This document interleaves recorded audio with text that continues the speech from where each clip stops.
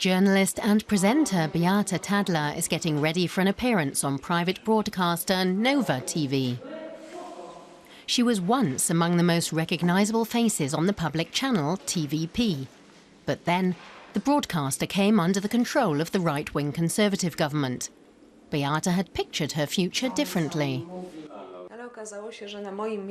I came to work in the newsroom, but sitting at my computer was somebody else who was supposed to go on air for me. The director said he liked and valued me, but unfortunately I didn't fit into the new concept. The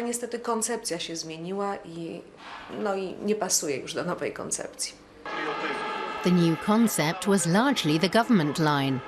From one moment to the next, she and over 200 co-workers had been replaced by broadcast journalists close to the ruling party.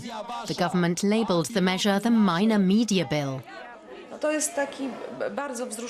It was a very touching moment for me to see all the people take to the streets in protest against it.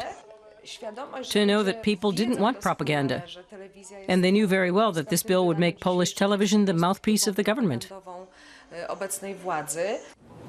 A new Director General, loyal to the governing party, was appointed for TVP. Since then, the broadcast schedule has undergone major changes. The news reporting reflects state interests, pointing out that the party has kept its word on building new roads, while frequently criticising the European Union and Germany. Jan Odynsky is a former TVP journalist. As the head of a journalists' association, he's been watching the restructuring of the nation's media with some concern. The aim is absolute control of the mass media, the standardization of news reporting, of the kind the government wants to see. There's another association of journalists closer to the government. They describe the changes at TVP as an almost natural process.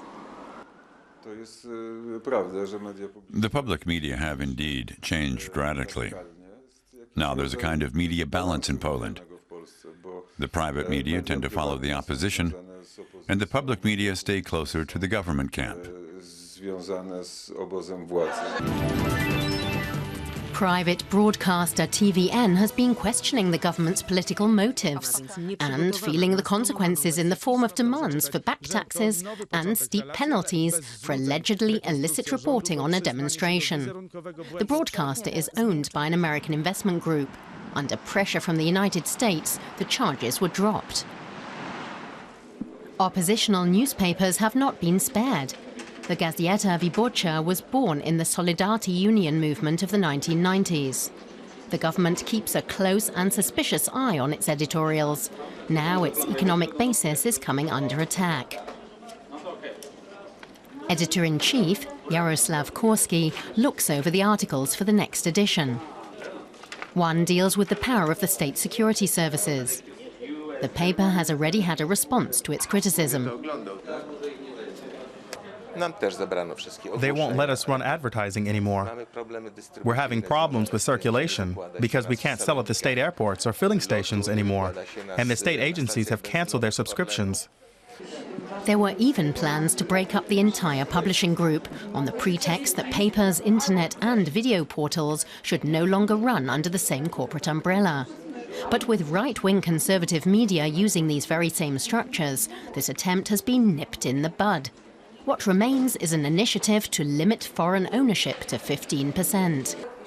Beata Tadler's current employer broadcasts a mix of politics, local content and entertainment. And it serves as a refuge for her and other co-workers coming from the public TVP.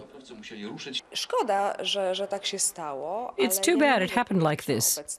I wouldn't call the current staff at TVP journalists anymore. Journalism is supposed to describe the world and tell us how it really is, but they only repeat the party line. Not all the workers fired from TVP were lucky enough to find other jobs in journalism. Some gave up and went into other professions.